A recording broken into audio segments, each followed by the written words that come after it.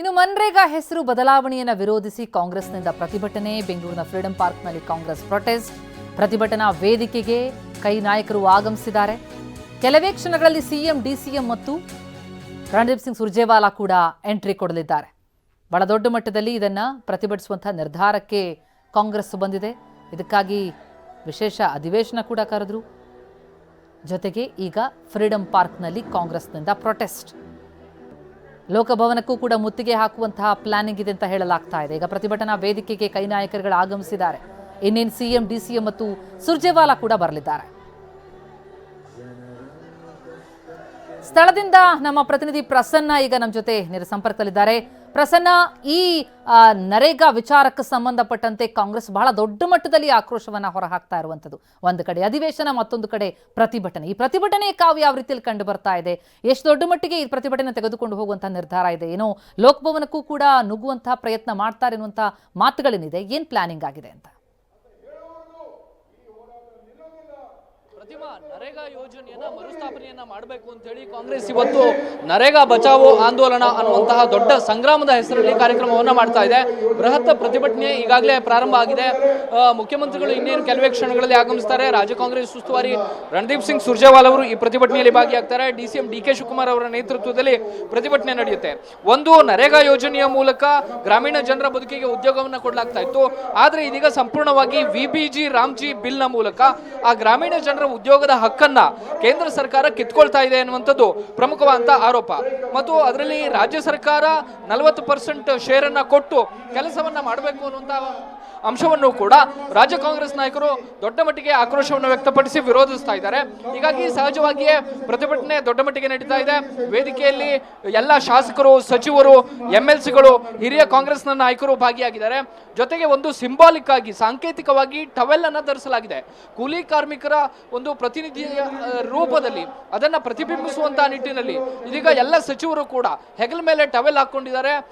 ಸಚಿವರ ಆದಿಯಾಗಿ ವಿಧಾನ ಪರಿಷತ್ ಸದಸ್ಯರು, ಶಾಸಕರು ಎಲ್ಲರೂ ಕೂಡ ಆ ಟವೆಲ್ ಅನ್ನ ಒಂದು ಈ ಪ್ರತಿಭಟನೆಯ ಸಂಕೇತದ ರೂಪದಲ್ಲಿ ಬಳಸ್ತಾ ಇದ್ದಾರೆ. ಈ ಉಳಿದ ಎಲ್ಲ ನಾಯಕರು ಮಾತನಾಡುವಂತಹ ಸಂದರ್ಭದಲ್ಲೂ ಕೂಡ ಕೇಂದ್ರ ಸರ್ಕಾರವನ್ನ ದೂಷಣೆ ಮಾಡ್ತಾ ಇರುವಂತದ್ದು, ಕಾರ್ಮಿಕರ ಉದ್ಯೋಗದ ಹಕ್ಕನ್ನ ಕಿತ್ಕೊಳ್ತಾ ಇದ್ದೀರಿ. ನೀವು 120 ದಿನ ಉದ್ಯೋಗವನ್ನ ಕೊಟ್ಟರು ಕೂಡ ಕೃಷಿಯ ಸಂದರ್ಭದಲ್ಲಿ 60 ದಿನ ಉದ್ಯೋಗ ಕೊಡ್ತಾ ಇಲ್ಲ. ಮತ್ತು ಎಲ್ಲವನ್ನೂ ಕೂಡ ರಾಜ್ಯ ಸರ್ಕಾರ ಹಣವನ್ನ ಭರಿಸೋದಕ್ಕೆ ಸಾಧ್ಯವಿಲ್ಲ. ಜೊತೆಗೆ ಕೇಂದ್ರ ಸರ್ಕಾರ ಎಲ್ಲವನ್ನೂ ಕೂಡ ತನ್ನ ಹಿಡಿತದಲ್ಲಿ ಇಟ್ಕೊಳ್ಳೋದಕ್ಕೆ ಹೊರಟಿದೆ. ಗ್ರಾಮ ಪಂಚಾಯಿತಿಯಲ್ಲಿ ಮುಂಚೆ ನರೇಗಾ ಯೋಜನೆಯ ಸ್ಕೀಮ್ಗಳು ಯಾವ ಕೆಲಸ ಆಗಬೇಕು ಅನ್ನುವಂಥದ್ದು ನಿರ್ಧಾರ ಆಗ್ತಾ ಇತ್ತು. ಆದ್ರೆ ಈಗ ಎಲ್ಲವನ್ನೂ ಕೂಡ ಕೇಂದ್ರದ ಅಧಿಕಾರಿಗಳು ನಿರ್ಧಾರವನ್ನ ಮಾಡ್ತಾರೆ. ಹೀಗಾಗಿ ಸಹಜವಾಗಿಯೇ ಇದು ಒಂದು ಪ್ರತಿಭಟನೆಯ ಸ್ವರೂಪ ಯಾಕೆ ಪಡೆದುಕೊಂಡಿದೆ ಅಂದ್ರೆ, ಇದು ಗುತ್ತಿಗೆದಾರರ ಅಥವಾ ಬಂಡವಾಳಶಾಹಿಗಳ ಪೂರಕವಾಗಿದೆ ಎನ್ನುವಂತಹ ಕಾರಣಕ್ಕೋಸ್ಕರ ಈಗ ದೊಡ್ಡ ಮಟ್ಟಿಗಿನ ಪ್ರತಿಭಟನೆ ನಡೆಸ್ತಾ ಇದ್ದಾರೆ. ರಾಜಭವನ ಚಲೋ ಮೂಲಕ ಆಕ್ರೋಶವನ್ನು ಹೊರಹಾಕೋದಕ್ಕೆ ಕಾಂಗ್ರೆಸ್ ಸಜ್ಜಾಗಿದೆ. ಪ್ರತಿಮಾ, ಪ್ರಸನ್ನ, ತಮ್ಮ ಮಾಹಿತಿಗೆ. ಸರ್ಕಾರದ ವಿರುದ್ಧ ಬಿಜೆಪಿ ಮತ್ತು ಜೆಡಿಎಸ್ ಸಮರ ಸಾರ್ತಾ ಇದೆ. ರಾಜ್ಯಪಾಲರಿಗೆ ಅಡ್ಡಿಪಡಿಸಿದವರ ಅಮಾನತಿಗೆ ಪಟ್ಟು ಹಿಡಿದಿದೆ. ಅಬಕಾರಿ ಸಚಿವರ ರಾಜೀನಾಮೆಗೂ ಕೂಡ ಆಗ್ರಹಿಸ್ತಾ ಇದೆ.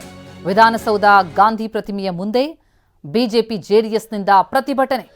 ವಿಪಕ್ಷ ನಾಯಕರಾದಂತಹ ಆರ್ ಅಶೋಕ್, ಛಲವಾದಿ ನಾರಾಯಣಸ್ವಾಮಿ, ಜೆಡಿಎಸ್ ಶಾಸಕಾಂಗ ಪಕ್ಷದ ನಾಯಕ ಸಿಬಿ ಸುರೇಶ್ ಬಾಬು, ರಾಜ್ಯ ಬಿಜೆಪಿ ಅಧ್ಯಕ್ಷ ಬಿವೈ ವಿಜಯೇಂದ್ರ ಇವರೆಲ್ಲರ ನೇತೃತ್ವದಲ್ಲಿ ಪ್ರತಿಭಟನೆಯಲ್ಲಿ ಬಿಜೆಪಿ, ಜೆಡಿಎಸ್ ಶಾಸಕರು, ಎಂಎಲ್ಸಿಗಳು ಭಾಗಿಯಾಗಿದ್ದಾರೆ. ರಾಜ್ಯಪಾಲರ ವಿರುದ್ಧ, ದುರ್ವರ್ತನೆ ತೋರಿದವರ ವಿರುದ್ಧ ಕ್ರಮ ಆಗಬೇಕು ಅಂತ ಹೇಳಿ ಆಗ್ರಹಿಸ್ತಾ ಇದ್ದಾರೆ. ಸರ್ಕಾರದ ವಿರುದ್ಧ ಸಮರ ಸಾರಿದೆ. ಗಾಂಧಿ ಪ್ರತಿಮೆಯ ಮುಂದೆ ವಿಧಾನಸೌಧದಲ್ಲಿ ಪ್ರತಿಭಟನೆ. ಅಬಕಾರಿ ಸಚಿವರ ರಾಜೀನಾಮೆಗೆ ಆಗ್ರಹಿಸ್ತಾ ಇದ್ದಾರೆ. ಸದನದಲ್ಲಿ ರಾಜ್ಯಪಾಲರನ್ನ ಅಡ್ಡಗಟ್ಟಲಾಯಿತು, ಅವರಿಗೆ ಅವಮಾನಿಸಲಾಗಿದೆ ಅಂತ ರಾಜ್ಯಪಾಲರಿಗೆ ಅಡ್ಡಿಪಡಿಸಿದವರ ಅಮಾನತಿಗೆ ಪಟ್ಟು ಹಿಡಿದಿದೆ. ಮಿತ್ರ ಪಕ್ಷ, ವಿಪಕ್ಷ, ಬಿಜೆಪಿ, ಜೆಡಿಎಸ್ ಸಮರ ಸಾರ್ತಾ ಇದೆ.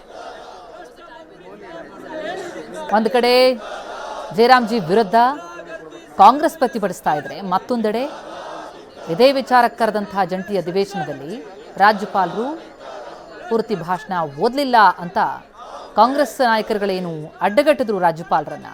ಆ ವಿಷಯ ಇಟ್ಕೊಂಡು ಈಗ ರಾಜ್ಯಪಾಲರಿಗೆ ಅವಮಾನಿಸಿದ್ದಾರೆ ಅಂತ ನಾಯಕರನ್ನ ಅಮಾನತು ಮಾಡಬೇಕು ಅಂತ ಬಿಜೆಪಿ ಜೆಡಿಎಸ್ ಸಮರ ಸಾರಿದೆ. ಘಾತಕ ಸರ್ಕಾರ, ಸಂವಿಧಾನ ಘಾತಕ ಸರ್ಕಾರ ಅಂತ ಕರೀತಾ ಇದ್ದಾರೆ.